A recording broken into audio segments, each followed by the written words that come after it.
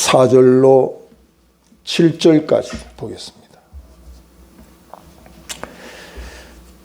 빌립보서 4장 4절로 7절까지 제가 봉독에 올립니다. 주 안에서 항상 기뻐하라. 내가 다시 말하노니 기뻐하라. 너희 관용을 모든 사람에게 알게 하라. 주께서 가까우시니라. 아무것도 염려하지 말고 다만 모든 일에 기도와 간구로 너희 구할 것을 감사함으로 하나님께 아뢰라. 그리하면 모든 지각에 뛰어난 하나님의 평강이 그리스도 예수 안에서 너희 마음과 생각을 지키시리라. 아멘. 지구촌 교회를 설립한 이동원 목사님의 간증을 요 근래 들어봤습니다. 아들의 유고를 가지고 한국으로 돌아오는 그 순간에 수많은 아픔을 가지고 돌아왔습니다. 그러나 내가 모르는 하나님의 섭리와 뜻이 있을까 생각을 해보았습니다. 도저히 인간의 이성과 상식으로는 목사의 아들, 최고의 설교가의 아들이 이렇게 허망하게 죽어서 그 유고를 가지고 한국 땅을 밟는다고 생각하니까 도저히 이해가 안 되더라는 거죠. 그때의 깊은 묵상 끝에 지금까지 내가 대형교회를 하고 목회를 한다고 했지만 나처럼 아들을 떠나보내고 아파하는 사람들을 얼마나 생각하고 있었는가. 내가 목사이지만 그 아픔에 얼마나 동참했던가 그런 반성을 하게 되었다고 합니다.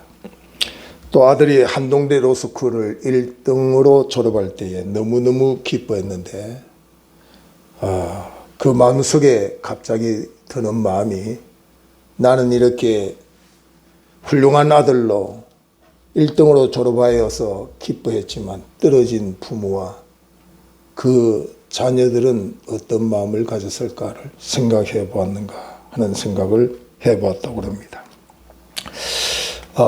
이렇게 수많은 갈등과 고민 속에서 비행기를 타고 오는 그때에 매일의 큐티를 한 장씩 했는데 그 큐티가 하필이면 그날따라 우리가 잘 아는 데살로니가전서 5장 16절 이하에 항상 기뻐하라. 쉬지 말고 기도해라. 범사에 감사라. 이는 너희를 향하신 하나님의 뜻이니라. 정말로 하나님 너무하십니다. 내일이면 화장터에 가서 이슬처럼 사라질 아들을 둔 부모 앞에 하필이면 큐티에 매일 한 장씩 하는 그 큐티의 내용이 이것이 정말 이해가 됩니까? 하고 순간에 원망이 나오더라는 거죠. 그러나 거기에서 강력하게 표현하기를 이것이 하나님의 뜻이니라. 타협할 수 없는 하나님의 명령으로 항상 기뻐해라. 쉬지 말고 기도해라. 범사에 감사하라. 선택의 여지에 두지 않고 필수적인 성도의 의무라는 사실을 강조하는 말씀을 묵상하면서 도저히 이해할 수 없는 그런 부분을 생각해 보았습니다. 그러나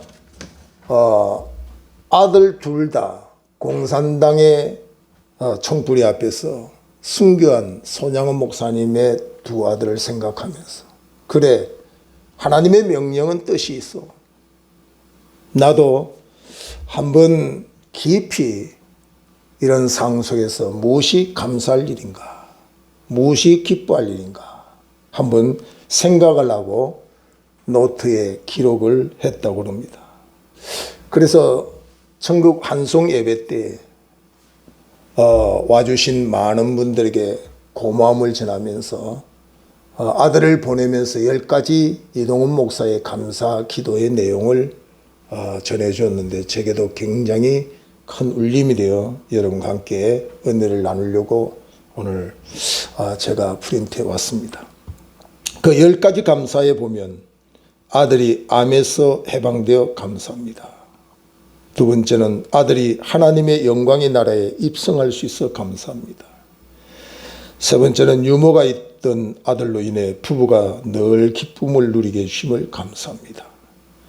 네 번째, 한순간도 불평 없던 그의 아내와 손자를 남겨주심도 감사합니다. 다섯 번째, 어려서부터 게임을 좋아하더니 게임회사 변호사가 된 것도 감사합니다. 여섯 번째, 아들의 고통을 통해 예수님을 내어주신 하늘아버지의 고통을 알게 해주셔서 감사합니다. 일곱 번째, 수많은 암 환자들과 연대할 수 있어 감사합니다. 여덟 번째, 자식을 잃은 수많은 분들의 마음을 알 수 있어 감사합니다. 아홉 번째, 전 세계 수많은 중보 기도자들과 함께 할 수 있어 감사합니다. 열 번째, 아들이 간 천국을 더 가까이 소망할 수 있어 감사합니다.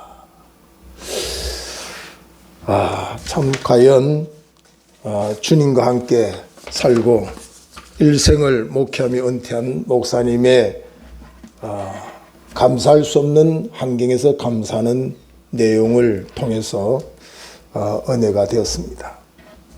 사람은 세 가지 종류로 나눌 수 있는데 육욕 중심적인 사람이 있습니다. 육을 중심으로 사는 사람, 잘 먹는 일, 잘 마시고 잘 놀고 쾌락을 중심으로 사는 육욕 중심적인 사람. 그 다음에 두 번째는 혼 중심적인 사람입니다. 그래서 먹고 마시는 쾌락적인 것보다도 좀 이론과 합리적인 토론을 해가며 깨닫는 일을 더 즐거워하고 행복해하는 분류가 있습니다. 세 번째는 영을 중심으로 하는 영적 존재가 있습니다. 먹고 마시고 쾌락을 누리고 토론하고 이렇게 합리적인 것도 깨닫는 것도 중요하지만 하나님을 만나고 하나님과 교제하면서 교통하는 은혜, 그 하나님이 주시는 그 은혜를 가장 귀하게 여기는 그런 영적 중심적인 삶을 사는 이도 있습니다. 저는 이동훈 목사님의 10번째 감사, 아들이 먼저 하나님의 나라에 갔는데 그 하나님의 나라가 나에게 더 가까워진 것에 감사.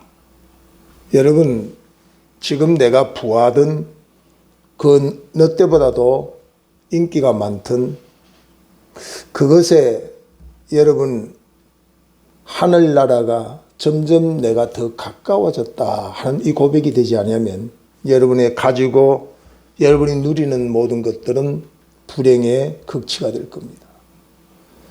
내가 지금 어떤 상황 속에 있을지라도 많은 사람이 볼 때에 비참할 정도의 어려움을 겪을지라도 하나님 아버지 그 나라가 내 심령 속에서 가까워지는 순간이라면 그것은 여러분과 저에게 행복이라는 사실을 꼭 깨닫기를 주의 이름으로 축원합니다. 여러분 요한복음 6장 63절에 보면 살리는 것은 영이니 육은 무익하니라 그렇게 말씀합니다.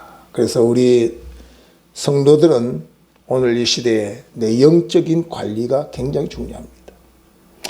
매일 아침에 재어보는 혈압을 점검하고 당뇨를 체크하는 것도 중요하지만 내 영적인 관리, 내가 하나님과의 관계 속에 어떤 관계가 있는가, 거리는 제대로 조절되어 있는가, 그것이 안 되면 모든 것이 안 되는 겁니다. 영혼이 잘 되는 그 첫 번째 순서가 깨뜨려지면 그 이후에 우리의 삶은 결코 행복할 수가 없다는 사실입니다. 히브리서 10장 19절 이하에 보면 너희는 그 날이 가까울수록 그리하라. 결론적인 이야기를 하면서 너희는 그 날이 가까울수록 그리하라. 그 날이 가까울수록 주의 재림, 주의 심판의 때가 가까울수록 참만과 온전한 믿음으로 하나님께 나아가라. 모이기를 힘쓰라. 그것이 마지막 시대를 직시하는 성도들이 준행해야 될 말씀이라는 사실입니다. 로마서 13장 11절 이하에 보면 또한 이 시기를 너희는 알거니와 자다가 깰 때가 벌써 되었다. 자다가 깰 때가 벌써 되었다. 어둠의 일을 벗어버리고 낮과 같이 단정해라. 많은 사람들이 미혹의 시대에 이끌려서 영으로 시작하다가 육으로 마감하는 사람 많이 있습니다. 몇 대째 예수를 믿고 수많은 세상 사람들에게 믿음을 자랑하고 인정받는 사람도 오죽순 가을나무 낙엽 떨어지듯이 떨어지는 시대에 우리가 살고 있습니다.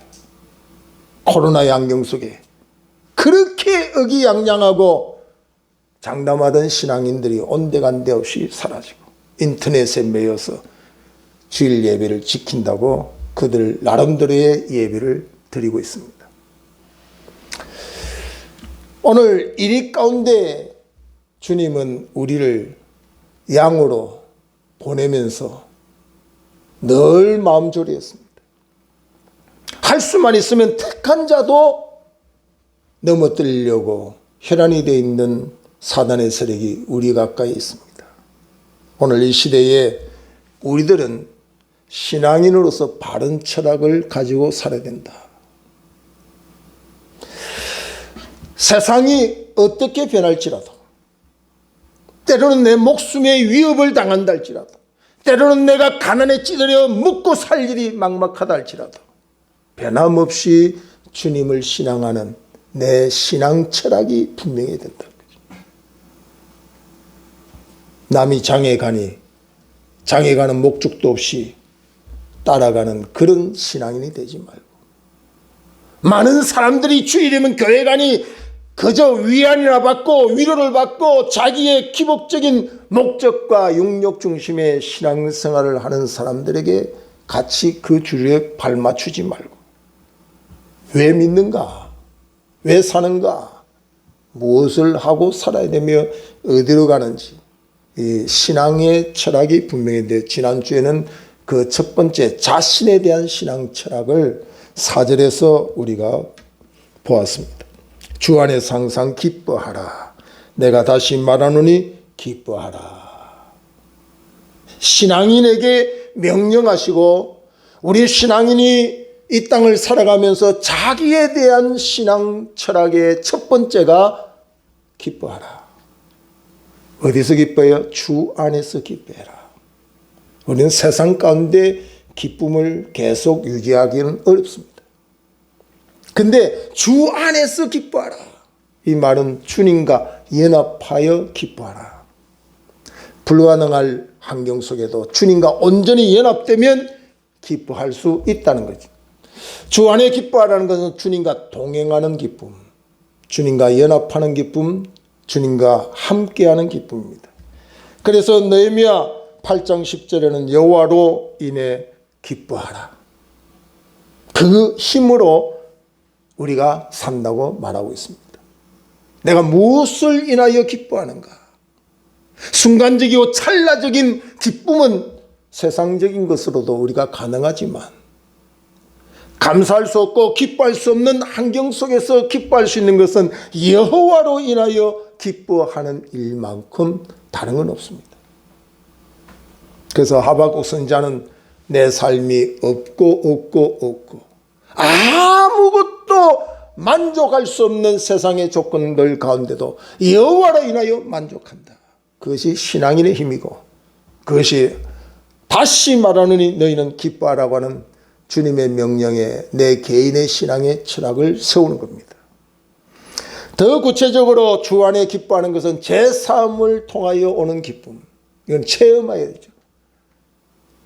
주신 자와 받는 자 외에는 이 기쁨을 알 수 없지요. 하나님의 자녀된 기쁨, 이 죄인 같은 몹쓸 인간이 거룩한 주의 일에 일꾼되어 사는 기쁨, 성도의 기쁨, 성령 충만의 기쁨을 주 안의 기쁨이다. 그렇게 말씀을 했습니다. 오늘은 두 번째, 타인에 대한 신앙인으로서의 철학을 어떻게 세워갈 것인가, 그것이 5절에 있는 말씀을 통해서 우리에게 주십니다. 너희 관용을 모든 사람에게 알게 하라.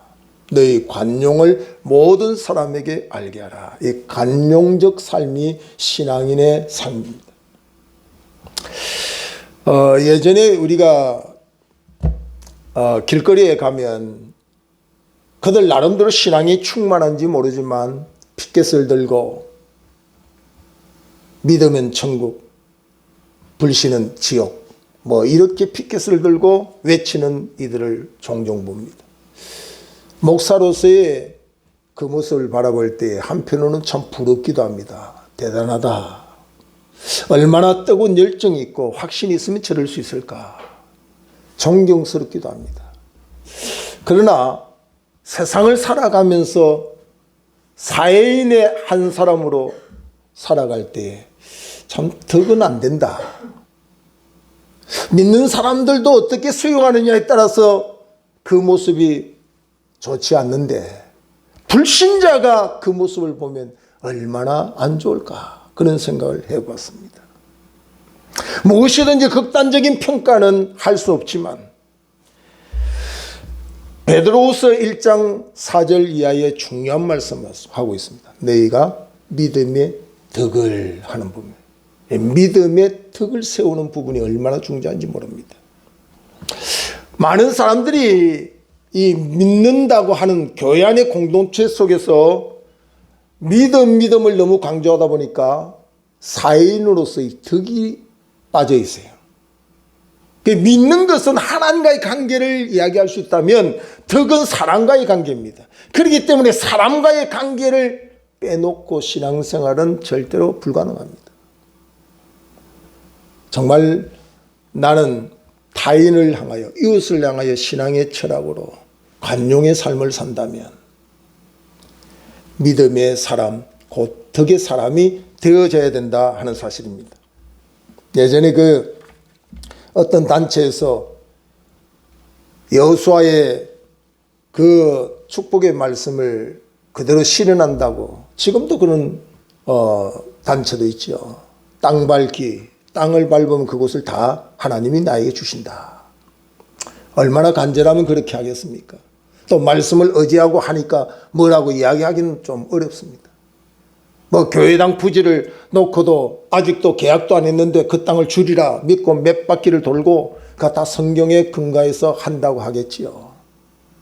그러나 우리가 기본 도덕성, 윤리, 인간으로서의 마땅히 행할 일을 버리고 성경을 이해하면 안 됩니다. 어느 절터에 가서 우상이 무너지기를, 그곳에 하나님의 나라가 세워지기를 땅을 밟고 있어요. 왜 그럽니까? 이 우상이 무너지고 이 절터가 하나님의 나라가 이루어지기를 위하여 한다. 여러분 어떻게 생각합니까? 저는 그런 행위가 믿음의 덕이라는 부분을 좀 살펴봤더라면 타인을 향한 신앙의 바른 철학을 가지고 오늘 성경의 관용적인 말씀을 제대로 이해한다면 그런 모습을 할 수 있을까 그런 생각을 해봤습니다. 현사의 우리 사회 모습은 부모 형제도 없습니다. 고소, 고발이 얼마나 지금 많은지 모릅니다. 내가 하면은 노면 쓰고 남이 하면 불륜이라 할 정도로 내로남불의 그런 정치권의 모습들도 많이 봅니다. 우리나라는 세계 유일의 분단 국가로 남북이 대치되어 있습니다. 국민이 양극화되어 있습니다. 좌우로 갈려져 있습니다. 왜 그럴까요? 우리 신앙인만큼이라도 타인을 향한 신앙의 철학, 관용의 삶을 실천해 나간다면 이런 사회는 점점 희망을 가질 수 있으리라 생각이 되어집니다. 그래서 저는 이 관용의 삶을 실천했던 우리 믿음의 조상 아브라함이 생각납니다.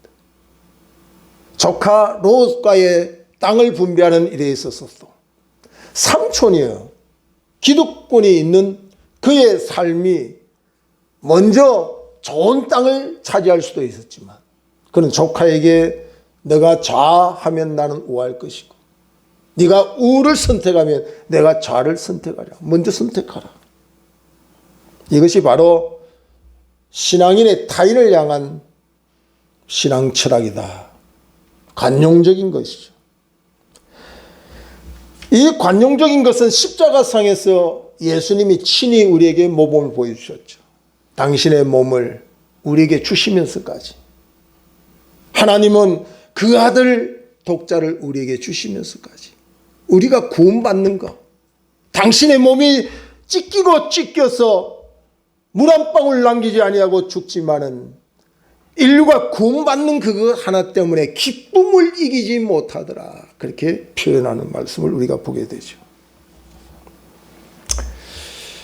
우리가 구원받은 하나님의 백성으로 하나님의 명령이요 하나님의 뜻인 타인을 향한 신앙인의 철학은 관용의 삶이다. 나는 얼마나 관용적인 삶, 포용 정책으로 살아가고 있는가. 우리의 가정에, 우리의 식구들 앞에, 나를 아는 많은 이웃들 앞에 저 사람은 신앙생활 하더니 관용적인 사람이야. 포용력이 많은 사람이야. 그렇게 우리가 칭찬받을 수 있는 사람이 됐는가 스스로 점검을 해봐야 됩니다. 교회 나와서 철회하고 금식하고 방언하고 통변하고 그것 이전에 내 심령 속에 주께서 명령하신 관용적인 삶을 실천하고 있는가? 내가 지금 예배를 드리면서도 형제와 화목하지 못하고 관용적이지 못하다면 그 예배에 대해서 우리가 충분히 하나님 앞에 화목하고 형제와 화목하는 그런 삶이 중요하지 않은가? 사도행전 10장 2절에 보면 백부장 고넬료에 대해서 나오는데 그가 경건하여 온 지방과 더불어 하나님을 경외하며 백성을 많이 구제하고 하나님께 항상 기도하더니. 여러분, 이 신앙생활은 하나님 앞에 한다고 해서 사람을 무시한다든지 가족을 이웃을 무시한다든지 그런 신앙생활의 바른 삶이 아닙니다. 고넬료는 그의 경건이 온 지방과 더불어 하나님 앞에 경건했고 백성을 많이 구제하고 하나님께 항상 기도하더니 하나님은 그 고넬료의 기도를 들어주셨다 하는 것이 성경적입니다. 사도행전 2장 47절에 보면 하나님을 찬미하며 또 온 백성에게 칭송을 받으니. 자, 초대교회의 성도들은 하나님께 찬양했고 그것을 끝난 게 아니고 온 백성으로 칭송을 받았다. 이것이 신앙인의 삶입니다. 자, 하나님에게는 열심이고 신앙생활은 잘하는데 사람들에게 칭찬이 없는 사람, 그 사람을 바른 신앙인이라고 말할 수 있을까요? 물론 진리를 따라 사는데도 핍박하는 건 그건 어쩔 수 없습니다. 내가 하나님의 뜻대로 사는데도 사람들이 아무 이유 없이 애매히 나에게 손가락질하고 비판하는 그것까지는 우리가 다 만족시킬 수 없습니다. 그러나 하나님을 진실로 찬미하는데 온 백성으로 칭송받던 초대교회 성도들처럼 우리들도 이웃을 향하여 칭찬받는 대에 서야 된다는 거예요. 스스로 자랑의 자리가 아니라 남이 칭찬하는 자리로 가야 돼요. 앉으면 자기 자랑하는 그런 성도가 제대로 된 성도겠습니까? 하나님께 영광 돌리는 삶은 하나님께는 찬송이요 이웃에게는 칭찬받는 삶을 사는 겁니다. 이게 관용적인 사람입니다. 자기의 기득권을 포기하고 양보하고 희생하지 않으면 그 결과가 나오지 않죠. 형들의 손에 팔려가 일생을 노예처럼 살아가는 요셉이 하나님의 은혜로 총리가 되어 형들이 요셉의 원한을 두려워하여서 고개를 떨구고 있을 때에 요셉이 형들에게 두려워하지 마소서. 당신들의 손을 통하여서 내가 애굽의 종으로 팔려왔지만 이 모든 것은 하나님이 이미 계획하신 일이요. 이로 인하여 당신뿐만 아니라 더 많은 사람들을 구원하는 하나님의 깊은 계획이 있었기 때문에 하나님의 뜻입니다. 내가 당신들뿐만 아니라 당신들 자녀들까지 돌보겠으니 걱정하지 마십시오. 이 요셉의 이 관용을 우리가 돌아보면, 목사님, 철전지 천은 원수 같은 사람인데 어떻게 내가 품습니까? 그 요셉 같은 상황 정도가 됩니까? 요셉같이 이렇게 철저히 원수를 이만큼 포용할 수 있는 환경에 내가 처해봤습니까? 이 관용은 한마디로 쉽게 말하면 허물을 덮어주는 겁니다. 허물을 덮어주는 것.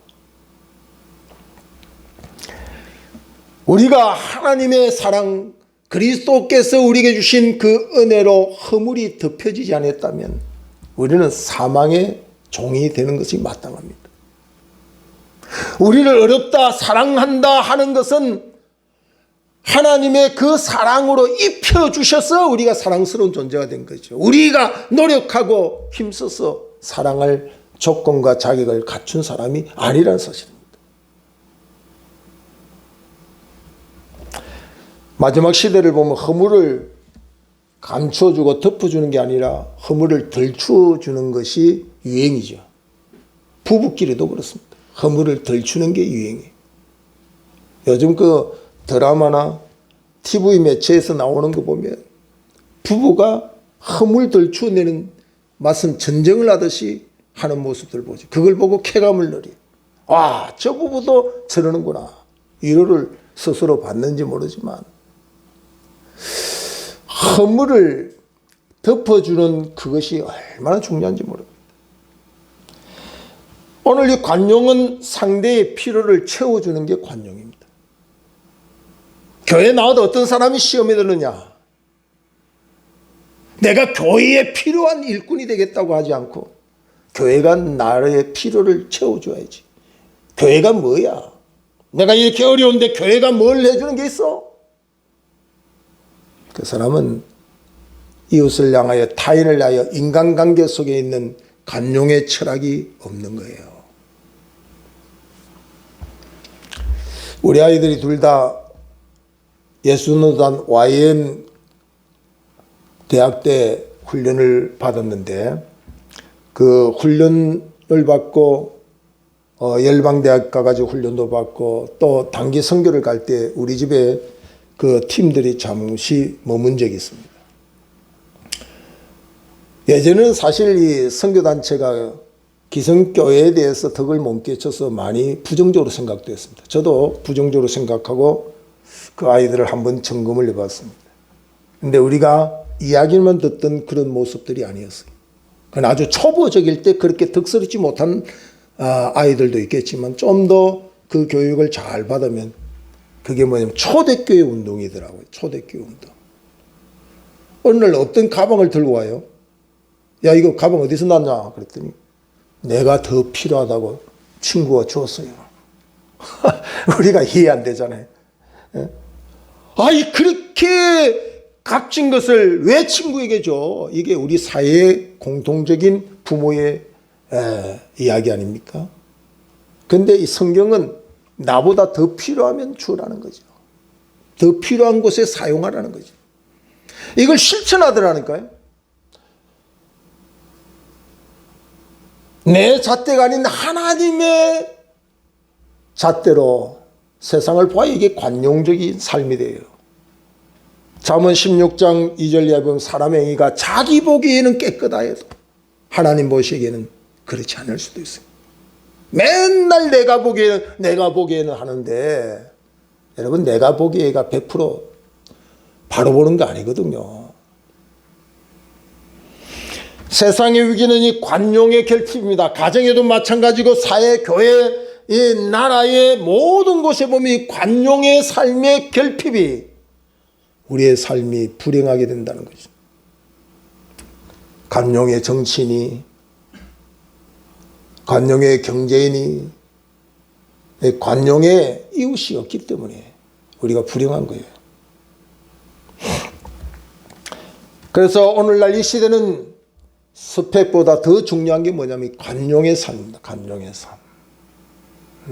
예전에는 명문대학만 나오면 취업 잘 됐어요. 요즘은 그렇지 않습니다. 얼마나 사회성이 있는지,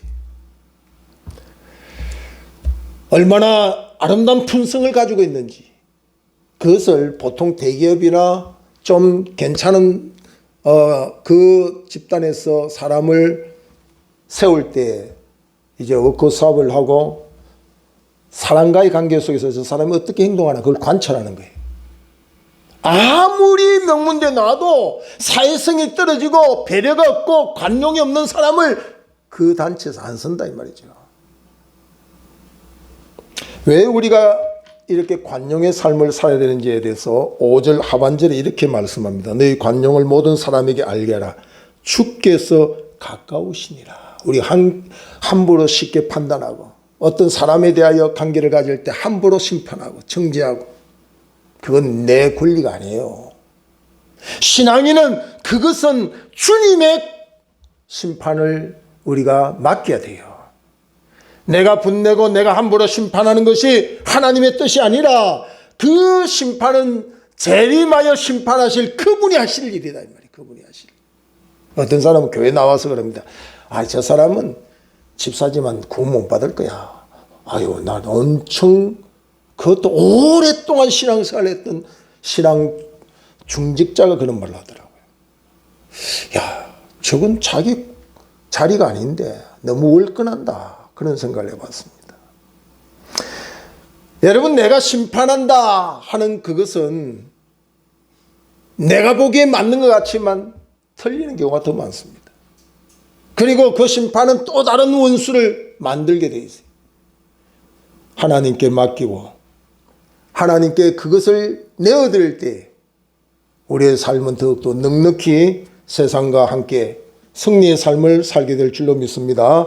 타인을 향한 삶의 실천을 말하는 거죠. 그래서 관용은 디도서 3장 2절에 보면 다투지 않는다 그랬어요. 베드로전서 2장 18절에는 관용은 선하며 그랬습니다. 빌립보서 4장 8절 이하에 보면 덕스럽게 하는 것을 관용이다. 야고보서 3장 17절에는 보면 관용은 위로부터 난 지혜다 그렇게 말했습니다. 마지막으로 우리가 하나님에 대한 신앙 철학을 어떻게 가지고 살아야 될까? 그래서 6절에 아무것도 염려하지 말고 다만 모든 일에 기도와 간구로 너희 구할 것을 감사함으로 하나님께 아뢰라. 신앙인으로서 하나님과의 관계 속에 하나님에 대한 신앙 철학은 염려 대신에 기도해라. 염려할 것 있거든 염려의 모든 것을 맡아 주장하실 하나님 앞에 기도해라. 하나님께 기도하지 않는 신앙인은 신앙인이 아니에요.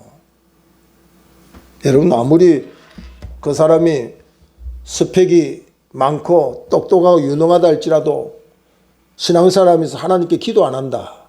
그 사람은 가장 어리석은 사람.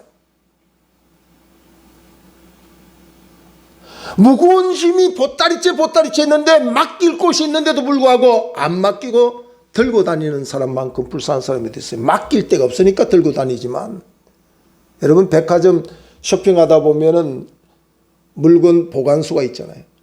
보관함에 두면 아주 쉽게 쇼핑을 즐겁게 할 수 있는데 그걸 들고 하는 어리석은 자가 있다면 그 몰라서 그런 거 아닙니까? 우리가 하나님에 대하여 분명히 안다면 우리의 염려의 보따리를 하나님께 맡기는 기도가 되어져야 그 사람이 하나님에 대한 신앙 철학이 분명한 사람이다. 여러분, 그 80년대만 하더라도 우리 한국교회가 이렇게 이만큼 부흥했던 이유가 거기에 있어요. 그때는 많은 사람들의 학력이 지금처럼 고학력이 아닙니다. 7, 80년대 우리 한국의 사회는요, 초등학교가 의무교육이에요. 중학교, 고등학교 나오면 그냥 잘 나오는 거예요. 지금은 의무교육이라고 말하기는 그렇지만 대학이 마치 의무교육처럼 보편적인 그런 학력의 수준입니다. 그러나 오늘 이 시대보다도 하나님이 언제 더 기뻐했을까요? 한국교회가 삼천리 방방곳곳에 사람 몇 명 없고 정말 마을이라고 하는 곳에 저곳에 무슨 교회가 저렇게 우뚝 선 날 의문이 생기는 그곳까지도 교회들이 우뚝우뚝 서는 이유가 어디에 있을까요? 그에는 염려할 것 많지만 이 철학이 분명한 하나님의 백성들이 염려하고 걱정하고 어렵고 힘들고 자기 한계에 부닥칠 때마다 보따리 사고 기도하러 갔던 그 사람들 때문에 오늘 우리 한국교회 이만큼 지금 존재하는 거예요. 이거 다 뽑아서 열매 따먹고 난 뒤는 우리 한국교회 희망 없습니다. 그렇게 자라왔던 주일학교 학생들이 지금 우리 한국교회 없어요. 그 따먹으면 우리도 유럽교회처럼 교회당은 관광 명소로 전락해버리는 그런 시대가 설마 하지 마세요. 불과 10년 20년 후에 그런 모습은 절실히 보일 수밖에 없습니다. 코로나의 이 조그만 환경 속에도 한국교회의 3분의 1이 그냥 위협을 당하지 않습니까? 부질없이 낙심 말고 기도하며 아뢰라고 찬양하고 있지 않습니까? 기도할 수 있는데 왜 걱정하십니까? 걱정은 내 힘으로 하는 것이에요. 하나님의 힘으로 하면 걱정에서 자유케 되는 거예요. 한입 맺히고 자기 힘으로 할 수 없는 무자한 한나가 엘리제 사장 앞에 가서 자기의 눈물스러운 고통스러운 한을 구할 때 하나님이 너의 기도를 들으셨다고 하는 응답 앞에 한나는 그 시로 수색이 없어졌다. 근심 걱정의 낯이 없어졌다 하는 것을 성경은 우리에게 말씀합니다. 오늘 저와 여러분이 인생을 살다 보면 우리 힘으로 안 되는 일이 많아서 염려 걱정할 일이 많겠지만 예배드리며 말씀을 받는 중에 우리의 신앙의 철학이 하나님 앞에 우리의 신앙 철학이 분명해서 염려 대신에 기도하리라, 염려 대신에 기도하리라고 하는 신앙에 분명히 서면 하나님이 약속했습니다. 너는 내게 부르짖으라. 내가 너에게 응답하겠고 내가 알지 못하는 크고 비밀한 일을 내게 보이리라. 상상도 할 수 없는 일을 예비하시고 우리의 지각으로 생각으로 이해할 수 없는 하나님의 방법을 동원해서 응답하시는 하나님이 오늘 우리에게 주어진다는 사실. 여러분, 세상에 아무리 많이 가지고 있는 지식이나 권력이나 물질을 가지고 한치 앞일도 알 수 없어요. 오늘도 예배 마치면 우리 창원에 있는 큰 동서 어제 주님 날아갔거든요. 한치 앞일도 알 수 없어요. 어느 박사가 자기의 앞길에 한치의 앞일을 알 수 있습니까? 아무리 그만하면서 인생을 사노라 하지만 하나님이 손가락 하나라도 그에게 허락하지 않으면 손도 움직일 수 없어요. 우리 인생의 한계점에서 우리는 연약할 수밖에 없습니다. 우리 마음의 사형 선고를 봐라. 살 소망이 끊어질 때에 자기를 의지하지 말고 죽은 자를 다시 살리신 하나님을 의뢰하게 하심이니라. 고린도후서 1장 9절 이하의 말씀에 우리에게 주신 말씀을 꼭 기억해서 세 가지 우리의 신앙인의 삶의 철학이 여러분의 삶 속에 정립이 되고 주 안에서 기뻐하리라. 항상 관용적인 삶을 살리라. 염려 대신에 하나님께 기도하며 살겠다 하는 철학이 분명해서 여러분의 이전의 삶보다도 이후의 삶이 더 아름답기를 주의 이름으로 축원합니다. 기도하겠습니다. 하나님의 은혜를 감사합니다. 오늘도 우리에게